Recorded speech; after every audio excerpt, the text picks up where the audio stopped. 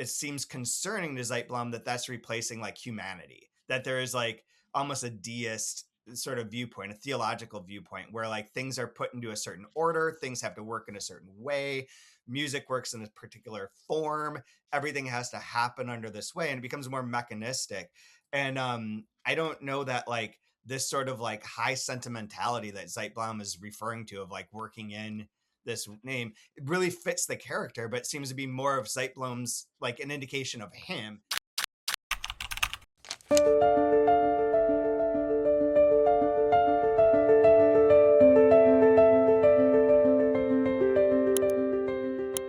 Hi, and welcome back to the Big Book Project. I'm your host, Lori Feathers, and today we are joined once again by Chad W. Post from the University of Rochester, and he's going to join me in trying to tackle our third week of reading here of Thomas Mann's Dr. Faustus. Hey, Chad.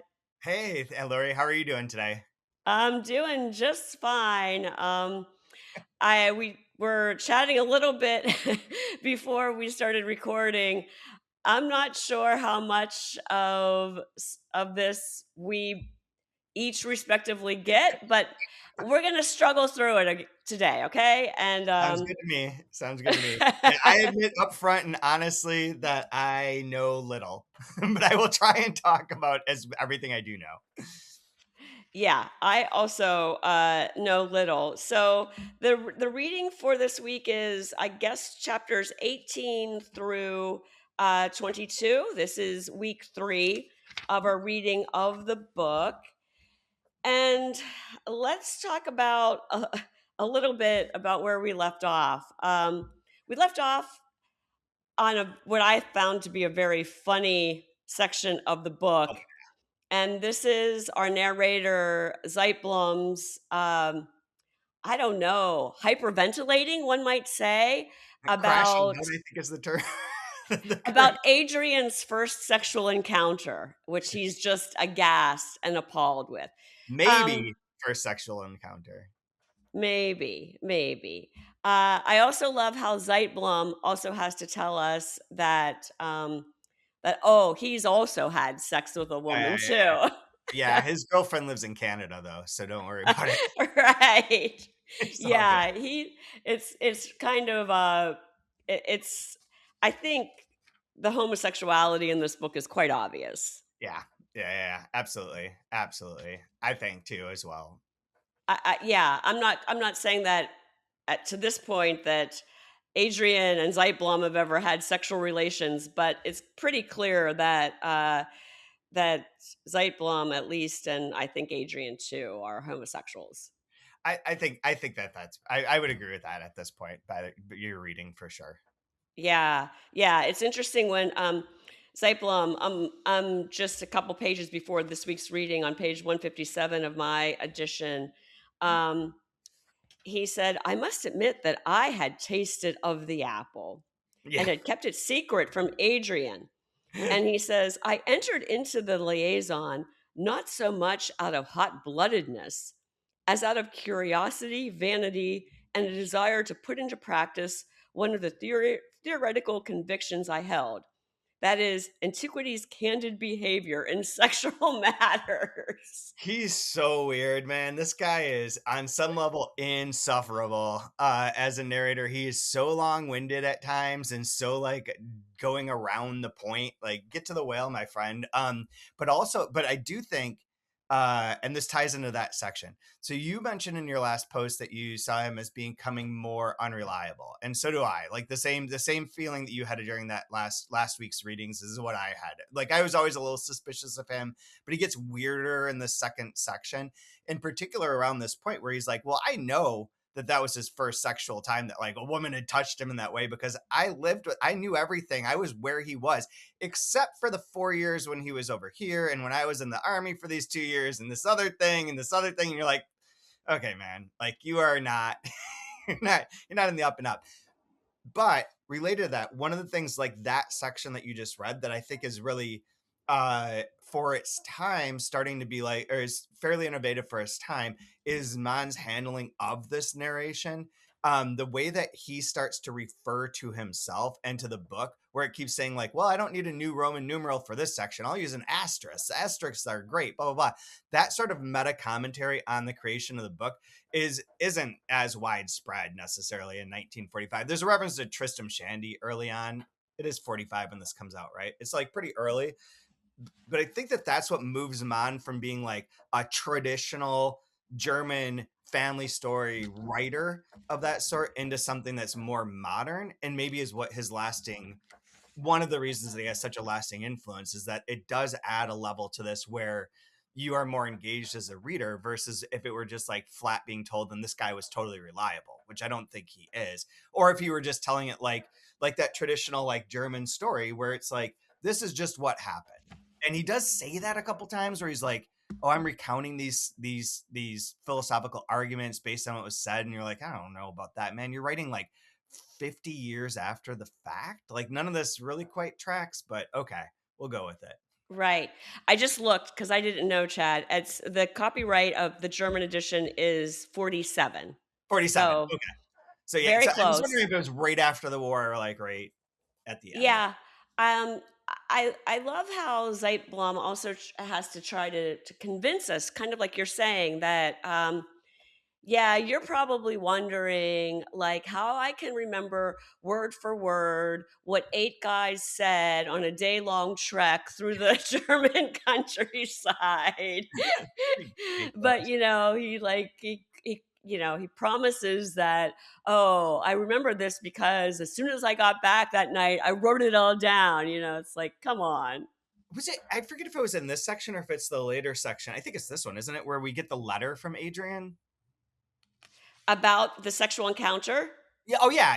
No. I guess that would have been the previous one. But that Yes, exactly. interpretation, the way that he interprets that letter, was one of those things too. Of like, where that's the one of the times we do get like a direct feed from Adrian to Yeah. Zidane, but he like overlays his own like, oh, it's parody, it's this. He's like obviously horrified, and that sort of reading is like that that moment of like uncertain relativism is like that is the zeitgeist of this moment for like the world and for writing. We have the quantum mechanics coming about, this kind of shift from like the overarching clear defined state of being for the world and for everything else into something that's much more fragmented as a result of World War II, as a result of all the science stuff going on. And this book does reflect that to a certain degree, even if so far it does have that sort of weird stodgy Germanness to it at times. Yeah, I especially love in his interpretation of Adrian's letter, which you're right, we do have verbatim. It's a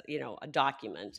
Um, you know, all throughout this book so far, he's taken uh great care to tell us about how ironic and sarcastic and kind of uh, well, I won't say self-deprecating, but how Adrian deals with his emotions through trying to be funny. But he's so Germans can't be confident. funny. He's so confident of himself about this letter that he even takes it so far as, when Adrian, in this like pompous, like acting out 16th century language letter, says, pray for me, like, oh, that means that he's like really in desperation. This has Yeah, really rocked his world. This fact that, because he's Esmeralda's there. yeah, that Esmeralda's touched his cheek, it's like, and he's so incensed that the porter, played a prank and led him to a whorehouse instead of taking him to an inn for dinner. It's all pretty ludicrous. The part of that I think is actually really maybe I don't know what to make out of it exactly is that he then I think it's in our section for this week, but I might be wrong. But he starts talking about how because of this Esmeralda thing, Leverkusen works in references to her into all his compositions using BEAEE. Is that right? Whatever it was, like the note combination. I think it ends in E flat or E sharp. But regardless, like the that seems like bullshit. Like, I don't really buy into his, like, explanation of, like, that's him coding in this great thing. That doesn't feel true to me at all.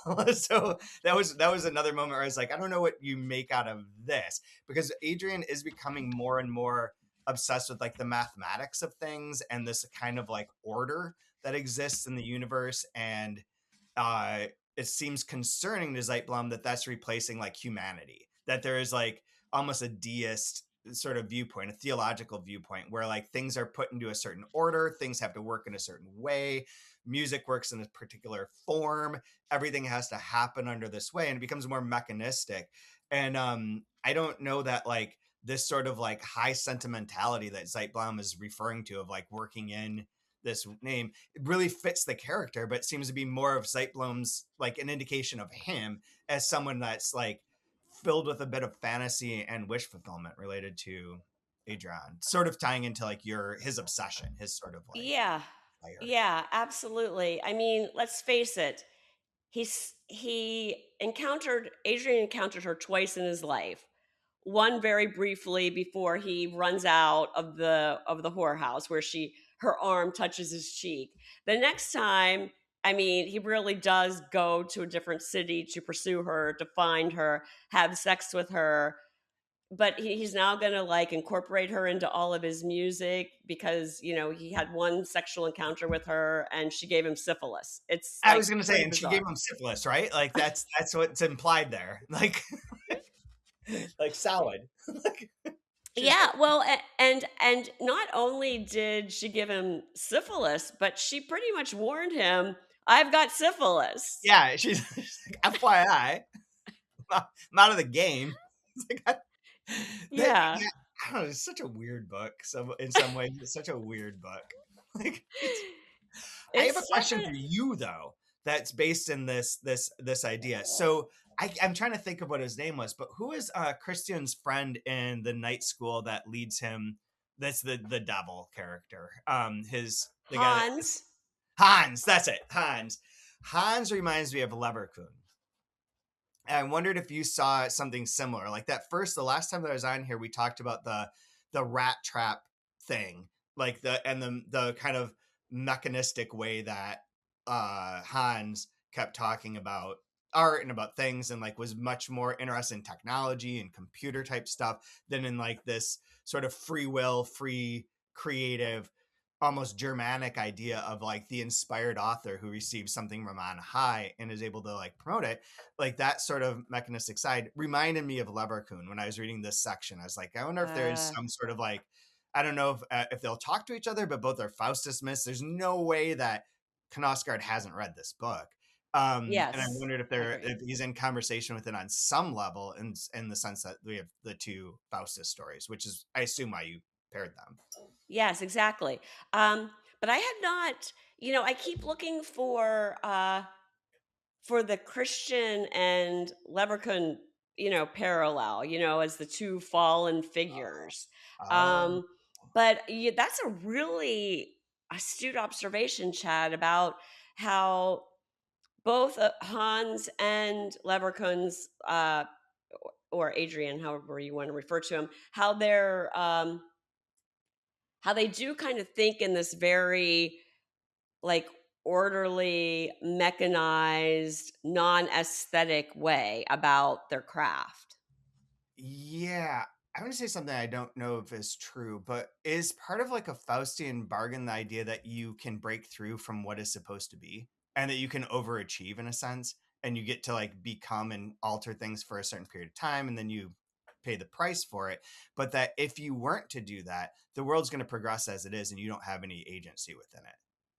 Yeah, I think that's right. I think that you the quid pro quo is your soul for uh this ability. I understand like a like an ability that's almost uh like supernatural, like you can do something that people shouldn't normally be able to do, whether it be like in the School of Nights idea of becoming this like ultra star, even though you might not have that much talent to begin with. You know, one of those But very famous photographers that we all talk about all the time that have yeah, this.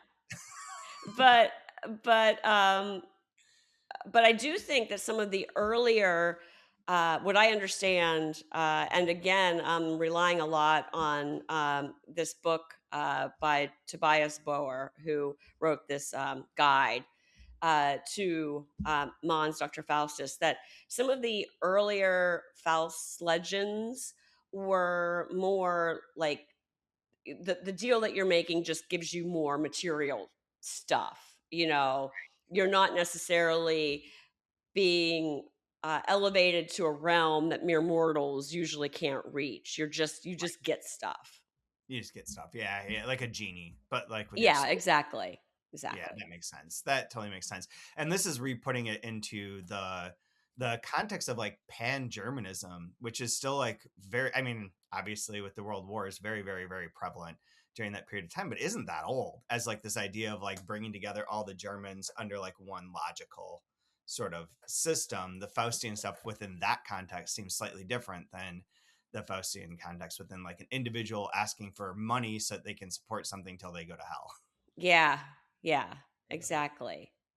So most of this week's reading, I think, takes place in Leipzig, Yeah. um, where Adrian is now reunited with his tutor Hmm. and presumably ditched theology Yeah. and decided uh, that even though he protests that he's too sarcastic and non-serious to really devote himself to music, he decides to go do that with his tutor nonetheless. And Zeitblom is in the war for part of this.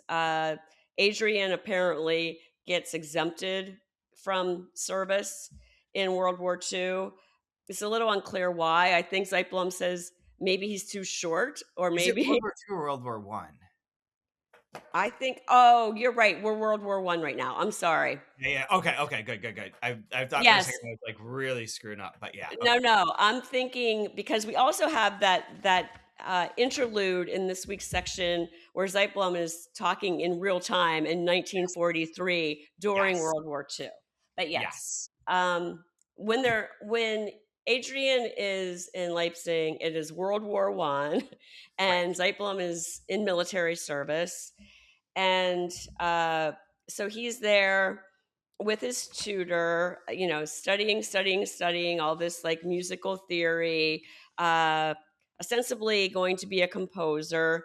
And he gets with this group of guys. They're referred to as people at this Cafe Central. Yeah, yeah. Which also And sounds they're, like the School of Night. it sounds like what? The School of Night. Yeah, exactly. It does. With that pub where they meet in the back room. Yeah, yeah, yeah. Forget what it's called. Um, and it's pretty clear, even from previous weeks, that Zeitblom is very jealous of this new friend of Major Adrian's life. named Schildknapp, I guess. Is that how you would pronounce that? Dude, okay, so I've been reading this and listening to the audiobook because where we live, getting into town, if I walk, takes like 40 minutes. So I'll listen to it on the way.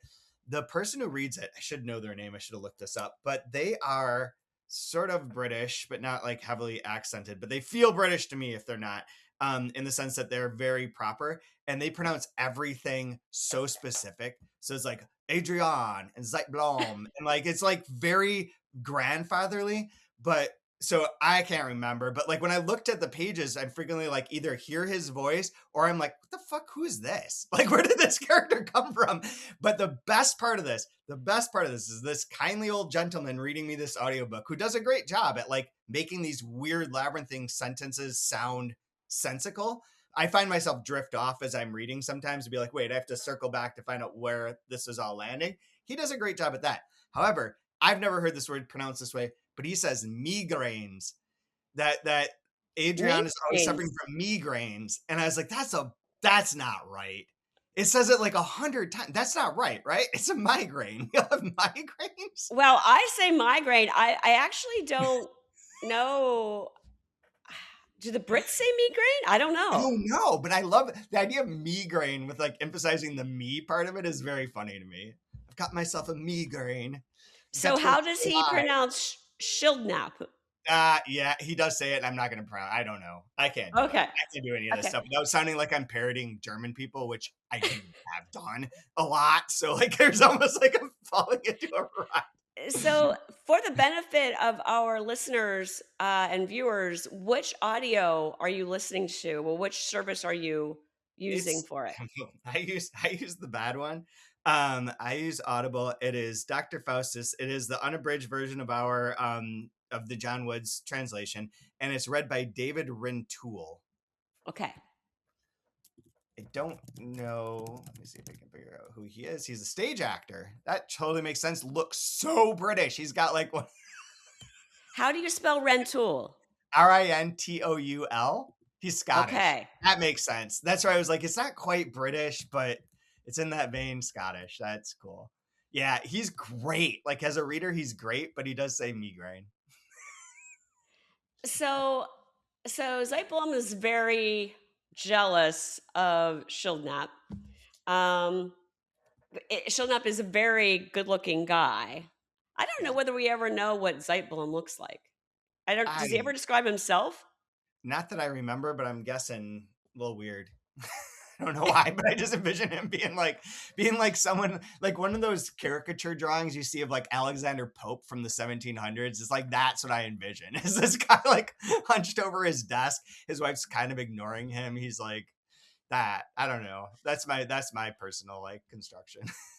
Um, One of the things that Zeitblom hones in on is Schildknapp's eyes and how he's Right. got eyes that are like Adrian's.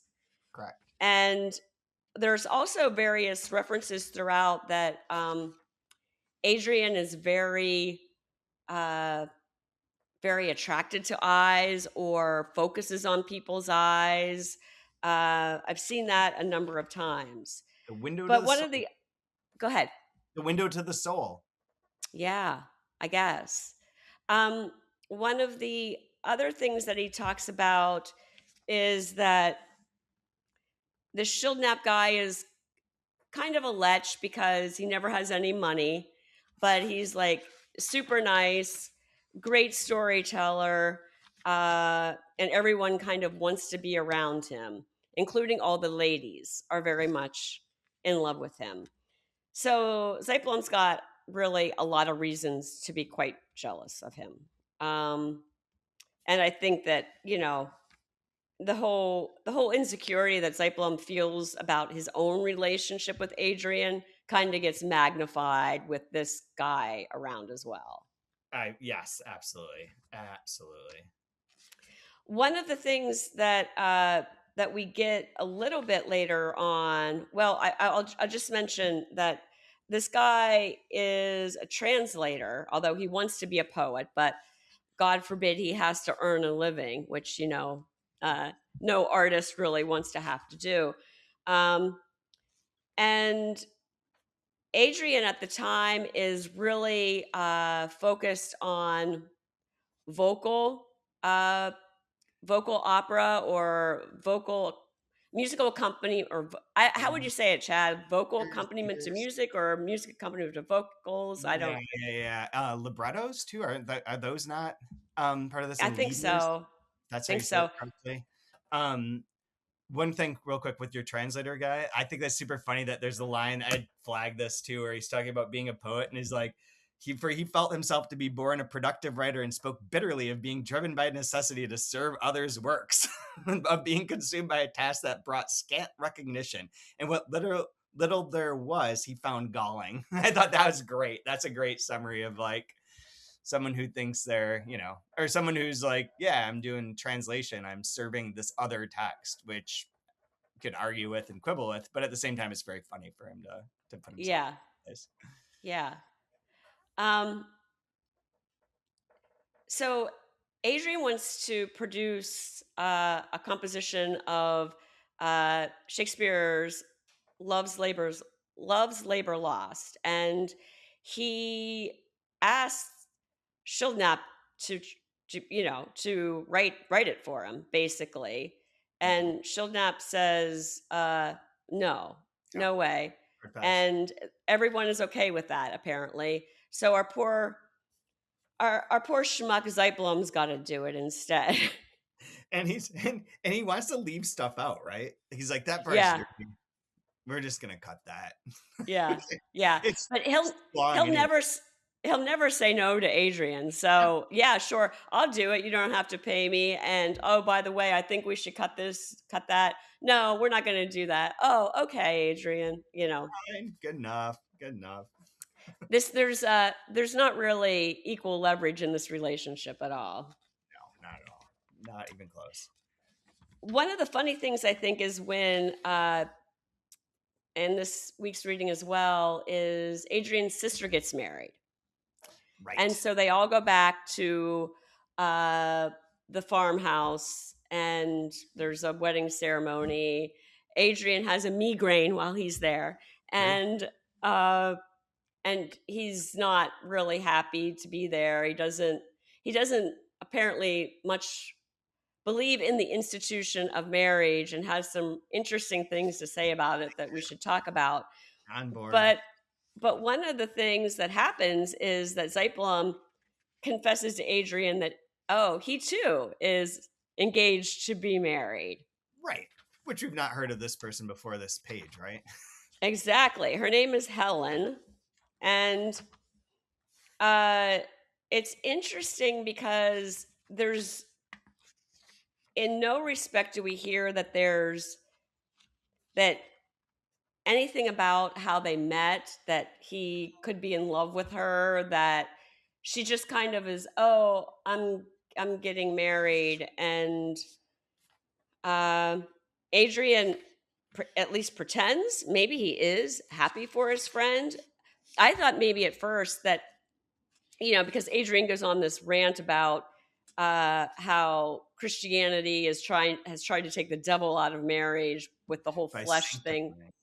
Yeah. which is interesting. But I also got the sense that maybe Adrian's just kind of relieved that Zeitblom's getting married, because then it's like, okay, dude, then maybe you'll stop following me around everywhere. I don't know, and like get your own life.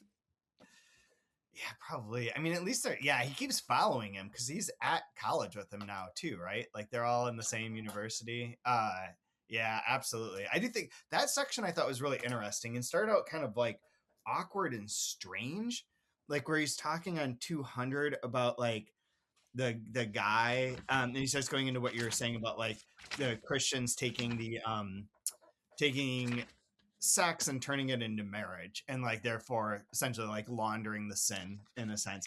And then it ends up where he's like, there's not much to slander here. He's like, the Zeitblom's like, I don't like hearing you handing nature over to evil, as if like the natural thing of sexual relations is an evil that the church has to clean, right? And then he's like, ends up, or says, my dear fellow, there's not much to slander. Zeitblom says, one ends up in the role of the negator of the works of creation. One becomes the advocate of nothing. Whoever believes in the devil is already his. He laughed a curt laugh.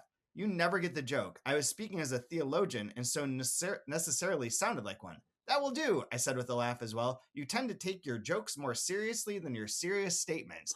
I was like, I don't know what this is. Like, I don't know. That was one of the moments where I really like stopped and was like, am I missing like what's going on here exactly? I don't know. I don't know. Something about it like struck me as like an odd phrasing, an odd like moment, very weird. And I do think it's funny that that in a German book it's like you take your jokes more seriously than your serious statements. This very, very, very serious.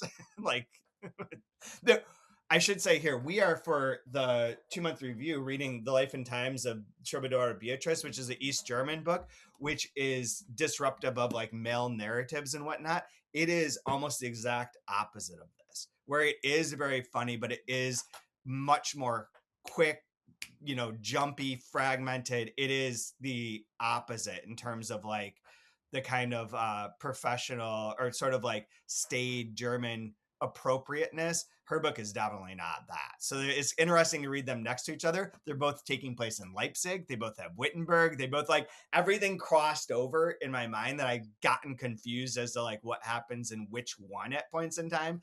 But nevertheless, like it's curious to see two German books, which I don't read a ton of German books for whatever reason. Like there's, I don't know, whatever reason you can get into it. But reading two of them next to one another and seeing one approach and then kind of the opposite approach is a very fun thing to do, especially given like Mann leaving Germany and her growing up in East Germany. So Yeah. I'll just interrupt talking about the book for a second because I'm interested in your personal experience with Mann's novels. Have you oh, read any others?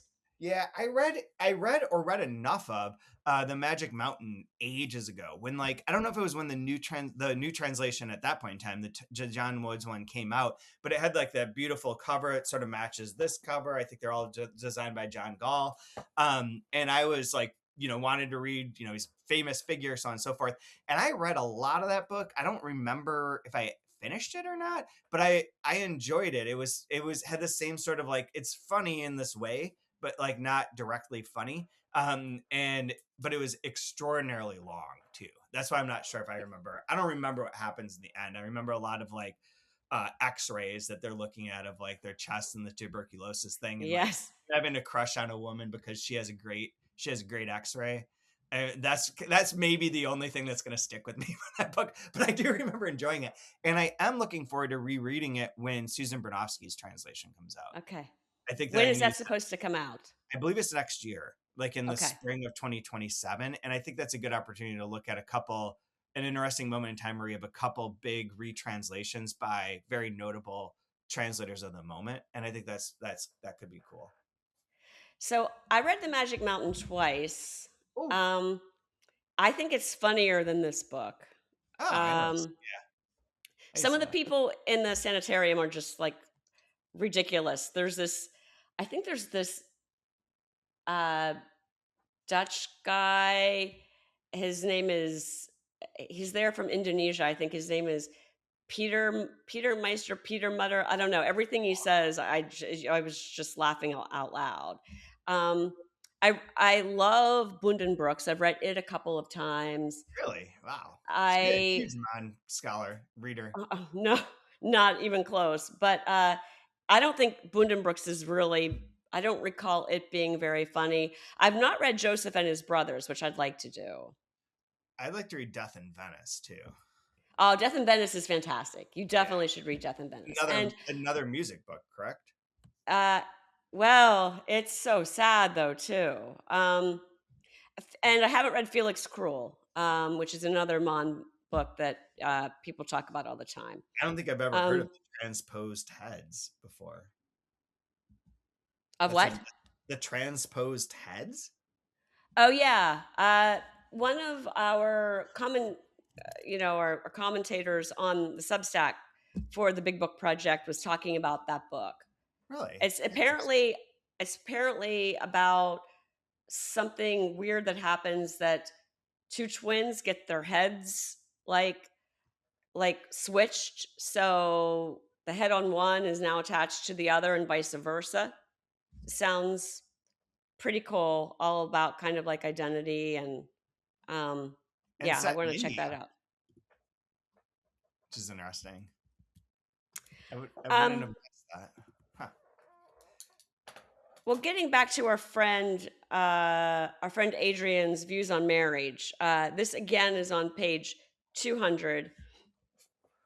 And this part kind of struck me. And shall be one flesh. Is that not a curious blessing? Pastor Schroeder did not bother with that verse, thank God. It is rather embarrassing to hear with the bridal pair right there in front of you. Of course, it is meant only too well, a perfect example of what I call domestication. The intent apparently is to conjure the element of sin, of sensuality, of evil lust right out of marriage. For lust exists surely only if the flesh is twofold, not one.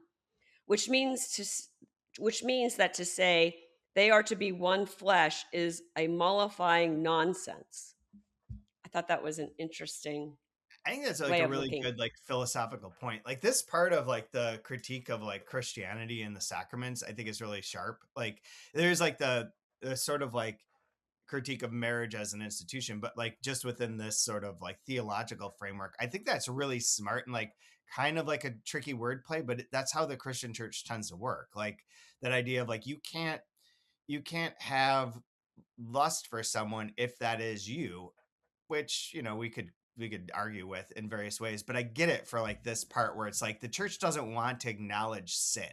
The church would like to like there's original sin and then there are sin, but that this sin that we've told other people about is now okay because we've told you it's okay, and part of our rationale for it it's okay is that you are now one. So how can you be committing a sin if like you are one? You That is not the same as like lusting, coveting your neighbor's wife or whatever, because you are one. Like that's I thought that was great. I thought that was really kind of fun. And that's where like Adrian really seems to be more filled out as a character than he was earlier on, in terms of like he's my vision of him is like one of those kids who's like way too smart and a little standoffish, probably has a slightly different haircut than everyone else, and is like cynical or nihilistic enough that you're like a little afraid of them because they're smarter than you are. Like that's sort of my impression of him, like from the scene in the forest and whatnot. He's got more things figured out and doesn't feel like he has to always like say them, but like when he does, they're quite interesting and like thought through in a way that like his compatriots don't really seem to be there. They're more still talking about like the nationalism, the socialism, the pan-Germanic sense of self and all that kind of stuff. Yeah. So this conversation when they're walking after the wedding, Zeitblom and Adrian, goes on. And now I need to lean on you pretty heavy, Chad, because we get into music theory again.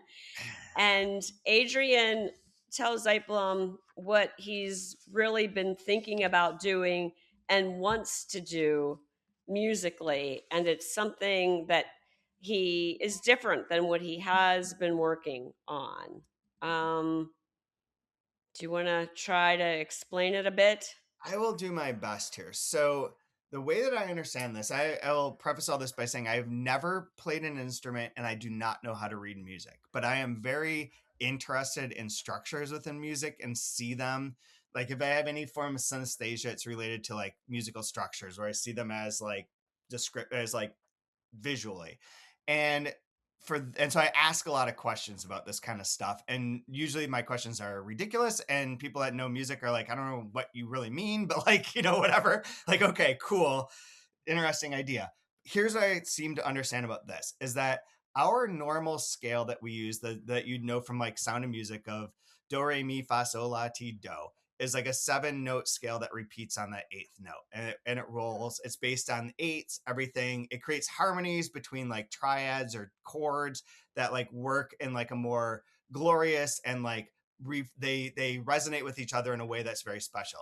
The 12 tone system, which was developed around the time that this book is set and is most popularized by Schoenberg, is one in which there are 12 notes instead of the 7. It uses flats and sharps to like fill this out, and that it is more mathematical in a sense and has a more rigorous, almost algorithmic nature to it, is my understanding. That it's more like horizontal when it's written, in terms of every one of the tones has to have an equal sort of footing. So it's almost socialist in that regard here too, in that it doesn't overemphasize a note. I don't think that there are chords in the same way that there are, because it doesn't have the same harmonics that our tone system would do.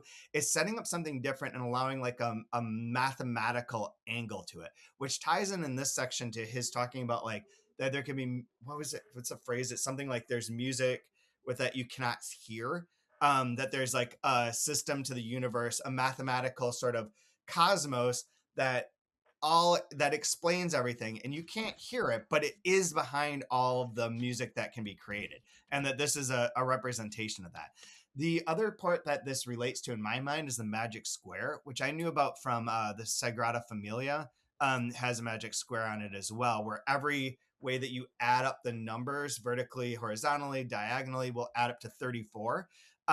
That's that's something that I feel like is sort of a cipher for parts of this book too, and his obsession with that kind of mathematic, that order, that sort of way that the world orders itself is important. And it shows up as a third point in here with where he talks about the where Zeitblom, I think it's in the same conversation where he's basically like, you seem to be kind of talking about magic and not really like science. And Adrian says something to the effect of like, well, in the constellations, magic and science become one, or like things are like bigger than that. And I feel like that kind of idea is underlying him and is very opposed to Zeitblom's continued insistence on like humanism, which in the context of like the current moment, the 1943 of it all, is very important because things have become like, as horrible as they possibly can for the world and for Germans and for Jews in particular. But like, though everything's become led by this sort of, we deserve to be the number one. We have the system. We know the logic. This is the way we're going to impose our order. Leverkusen is sort of getting close to that with these kind of 12 tone ideas and this idea of music being almost mathematical and less like inspired or like trying to reach a human sentimentality. It's like there is a system. The system, creates a beauty that's in harmony with the universe. It's not necessarily driven by like my inspiration by God or my like my effusement of having to say this love. Instead, if Zeitblom's right, coding in this be whatever it was, like those tones, that is sort of more interesting than like writing a song for an ode to a woman that you love and making it like all grandiose and like using the major keys or whatever to like emphasize the triumph or the minor for your heartbreak or that kind of thing. This is more like, yeah, more mathematic, more like more Olympian in a sense and more like coded in that way, which I think is a different vibe from where people are in 1918, where that's still, we're at the dawn of that mechanical age, right? Like there's a reference to a car in here, but like otherwise we're still like in that dawn of the like that William, the Henry James book, autobiography of Henry James, like the stuff about the dynamo and about the nature of like suddenly seeing that the world has like a lot more intricacies to it than we were necessarily even aware, starts to call into question that idea of like, how much power do you have, how much agency do you have as a human, is there free will, what is free music, what is created, all that stuff is kind of in the background here, I think. And that they're sort of becoming opposed in this section between like the humanistic way of looking at things and this more, you know mathematical sense of stuff. Yeah, it seems to me that the inspiration for Adrian and what Adrian wants to do is the system versus the aesthetic. Yeah, yeah, Like, I'm not sure he really cares what this is going to sound like. yeah, and yeah, definitely, I agree with that too. And does like, Eh, if you've listened to Schoenberg, the compositions are great. Like they're very interesting. I like it. I don't know enough in listening to him, like I say, to like be able to be like, oh, that's like a quality of the 12 tone system. I don't understand how to pinpoint that, but when you listen to it in my world, they all sound a little bit more flat. So similar to what you're saying, it's less like, yeah, it's more of a system and less of a aesthetic or like a, yeah, sentimentality, I think is the word I keep using, but something that's more infused. Like Beethoven is much more, Beethoven might being much more like sentimental or emotional, and Bach and the fugues being another step in the direction towards this, where there is like a code to it that has to get yeah. figured out or Well, you resolved. mentioned in your explanation, which is a great explanation, thank you, the magic square. Yeah. And so in the reference that I've been using, the Tobias Bohr book, he talks a lot about how much Mann was influenced by the artist Durer. And Durer has this sketch called Melancholia One, Right. which has the angel with all of these scientific and mathematical instruments, and there's a magic square in the background. I didn't notice that. I saw the picture because it's on your post, but I didn't realize that. I didn't notice that part of it. Yeah, the magic square is like in the upper right hand corner, and we're told a couple of times as Adrian is moving around to university and to Leipzig, that he's above his piano, he always has. I don't know whether it's the actual entire sketch of Melancholia 1, but he's got a magic square and some of the instrumentation as well. Um, so also in the guidebook, Bohr talks about the fact that Mann was reading or had read a biography of the painter Durer before writing or while he was writing Dr. Faustus, and saw Durer as a little bit of a maybe an inspiration for Adrian, insofar as Durer was doing a lot of really innovative, weird stuff at the time, at his time, which I think was the 15th century, 16th century, not sure, a long time ago. But Yeah. like making him doing all these self portraits of himself, making himself look like Christ. Um, and also, apparently, he infused a lot of mathematical concepts into his art as well, which was an inspiration for this. Interesting. I didn't pay attention yet, and I don't know if it is, and I kind of hope it is, but I also hope someone explains to me if there's some sort of mathematical formula behind these chapters. Ah, He that's a good makes enough question. references to the idea of like, well, another Roman numeral. He keeps saying that, like as if like we're seeing the construction of this book, like that it is, using those as the chapter as his markers to it. It would be interesting if there was some sort of like mathematics behind this as well, which would make sense given Mann's background. Yeah.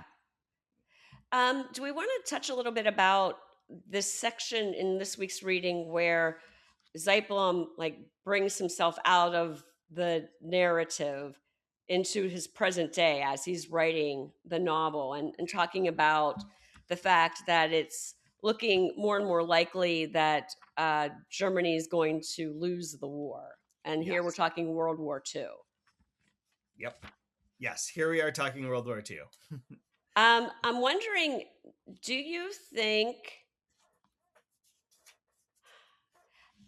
I- I'm curious as to whether I don't think that Zeitblom loves fascism. I don't think he's a Nazi. He kind of indicates a little bit of ambivalence in the way he's describing the regime at the time and what they're doing. I haven't seen him use the word like concentration camps or final solution or anything like that. Do you think that we are to think as readers that he's being circumspect because it's 1943 when he's writing this, and he can't really be that negative, or is he just not that negative?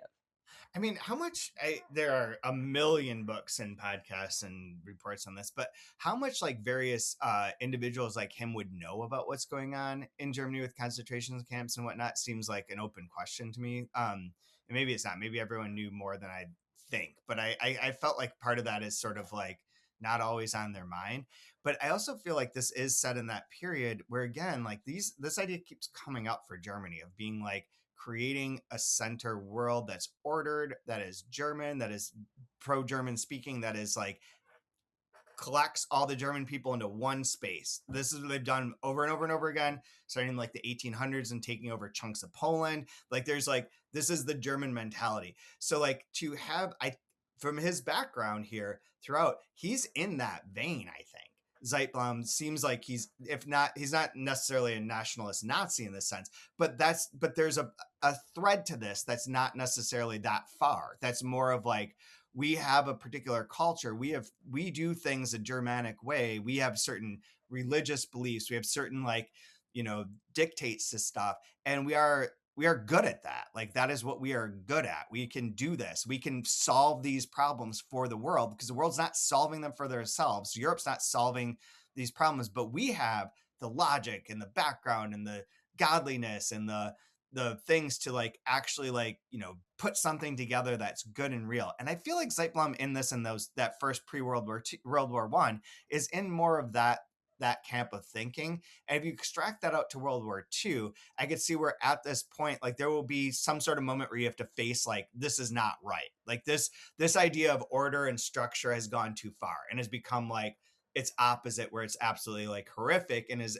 anti-human and is anti-people. But at this moment in this section, I had that same feeling where I was like, this guy's uneasy in this space, but I don't know that he has like the terminology to explain that, or if something's going to force him to change. It would make sense within the structure of a book that he has to have like probably two more instances where this would happen, and by the third one, like you sort of reverse course, or like he has to come to terms with like Nazis in general and fascism in general at some point.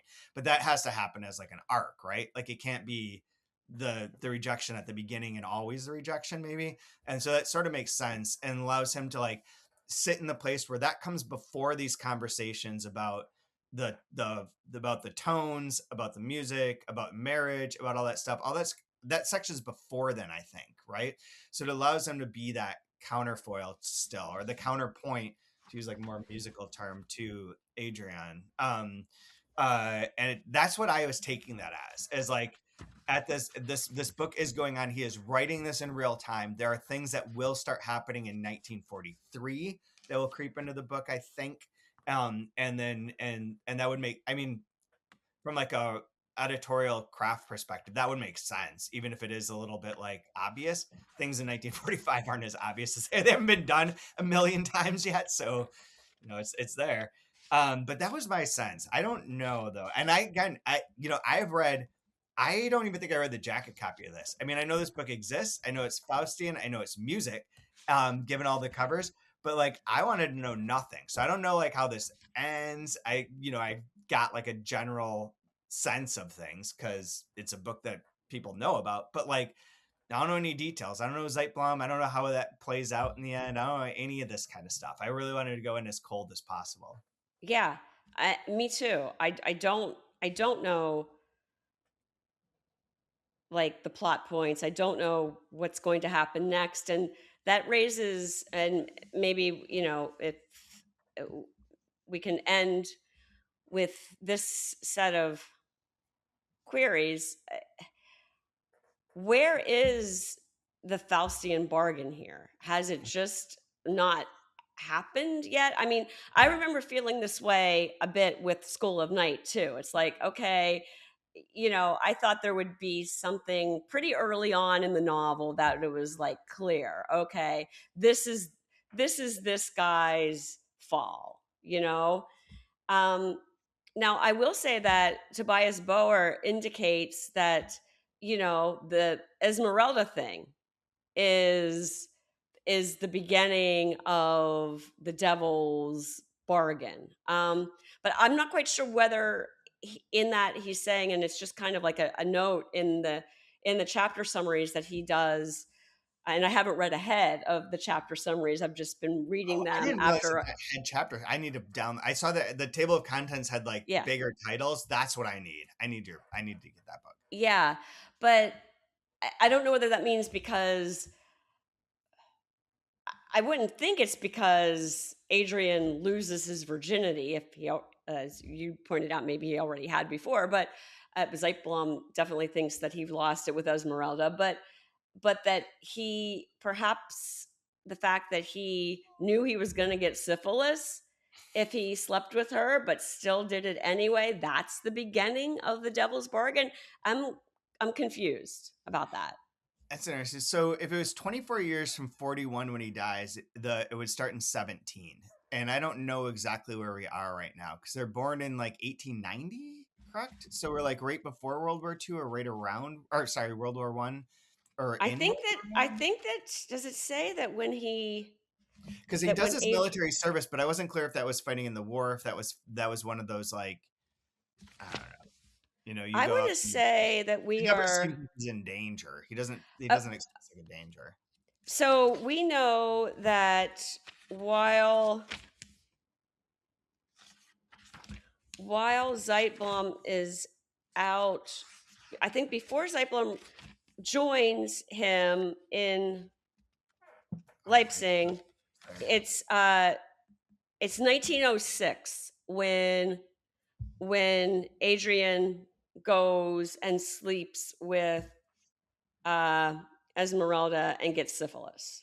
Okay, so we're pre-Faustian bargain then if it lasts for 24 years. If it's and that's where like my assumption was that the bargain comes about at the end of World War 1 in which like the German nation is decimated, right? Is like Yes. punched back down into place. And that this Faustian bargain will involve music, will involve like those kind of structures, and will be adopted by the Nazi Party. And that this and that the ends when World War II breaks out and he dies, and or an element of World War II breaks out. Obviously, it starts before that, but like 41 is a pretty big year, 42 is a pretty Yeah. big year. Um, that's where it ends, and that the almost I wonder if the bargain isn't in some part that he has this great success as a musician and as a composer. The sort of downfall is that composition, the ideas that these compositions are asking are the same as the nationalist ideas that power the fascist party. So in a Yeah. sense, he doesn't go to hell, but he brings hell to earth. This is going to be Okay. this is my bullshit like 200 pages into a 600-page book, prognostication. That's your theory of the case. Yeah, Um, I'll Kelshi that and see if I can get some money on myself. well, part of this is I'm really not responding to my own question, um, but it was kind of creepy and felt kind of Faustian. What happens when Adrian tries to get treated for his syphilis? Oh, Because he right. has those two doctors, one of which he goes to his appointment, and the guy's dead in a Getting coffin arrested. Oh yeah. Yeah. alone. Yeah. That one. Weird. And then the next doctor, he visits him once, and when he goes for, I guess, a follow up, I don't think they call it that, but what we would call it a follow up visit, like the guy's like walking out and has been arrested. And yeah, that both of those seemed like really weird incidents to me that I wasn't quite sure whether it was just kind of uncanny, like, oh, that's strange, or whether we're supposed to be reading something deeper. Is he being pulled into the uncanny, into that world slowly, because we get so many mentions, there's so much theology and Christian thought and Lutheranism that's in this first part of it. But we also get like his dad is like somewhat into like the arcane, if I remember right, like when they're describing various books that he has, in fact. And then this is so weird, as if there's like if you're using like a myth or like the sort of traditional rules of plot from like a Schloffskian perspective, like there should be a third beat to that. Like there should be a third instance, right? What if the third instance is the Faustian moment? Like those are two like bringing him closer. I don't know. I'm making this up, but like Yeah, they are weird and they do seem like occult related or like otherworldly in some way. I forgot about that section, but that was another one where I was like, I don't actually know what's happening here. In terms of like the meaning of it, like yeah, what are we supposed to take away as a reader at this moment in time? Because yeah, like it's just it feels odd. It feels like almost like slapstick. Like it'd be like a Curb Your Enthusiasm episode in some other way, where every time Larry's trying to get his syphilis, get his penicillin shot, like the doctors are being arrested or are and dead, die. right? Like Um, it'd be just a weird thing. But like, yeah, I don't know. That was my yeah, moment of thought. there was. Yeah, it's hard to know whether it's significant or just like, that happened. But um, I commented in one of the previous posts before this weird stuff with the doctors that I question whether some of this, Zeitblom talks about like how creepy the town was where they went to school. And, it was like old and medieval and had this kind of evil demonic element to it. And then, like you said, describing Adrian's father's experiments on like the natural world and, looking at, uh, he's kind of like a weird scientist kind of guy. What Whether some of that might be Zeitblom imposing some kind of haunting to things in the past because Zeitblom, as he's writing this, knows what actually happened. Yeah.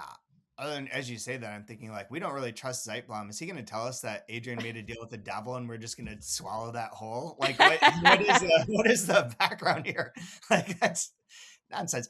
I wonder too, like if Adrian hasn't invoked the occult in some way, and that's why these weird things happen.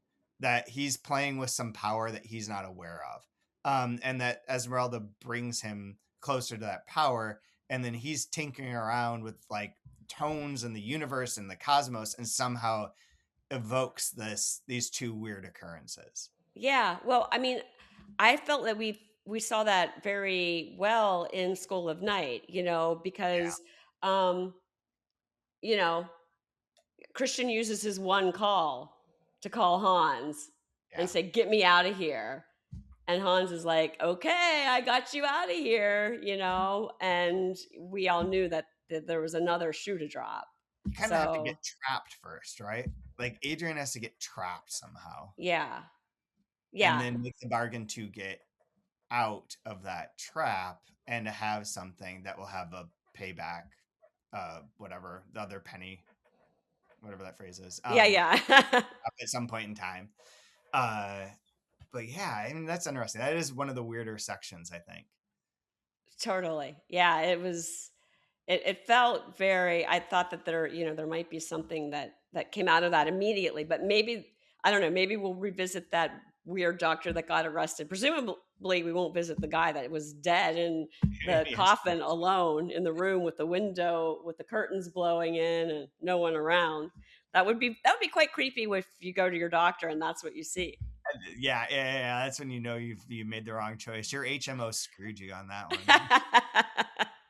Well, Chad, this has been fun. Thank you for wrestling with this week's reading with me. It's not an easy book, but it sure is an intriguing book. Absolutely. And thanks for having me on. I've really enjoying it because I was looking forward to it as like a book that you can get engrossed in and like spend a lot of time with. And I think that like what I like about the project that you're doing and reading it in this way is like I like to read this very slow because it is hard. It's not hard to follow, but it requires a level of attention and of focus that we don't always have time, or I don't always have time to give to things because of other distractions. But because of like the labyrinthine sentences, because of those ideas, I feel like this book deserves to be treated in this way, and it's very fun to participate and get to this point. Now I got to just go along for the ride and read for fun. Right. All right, Chad. Thank you. See you soon. Thank you. Take care.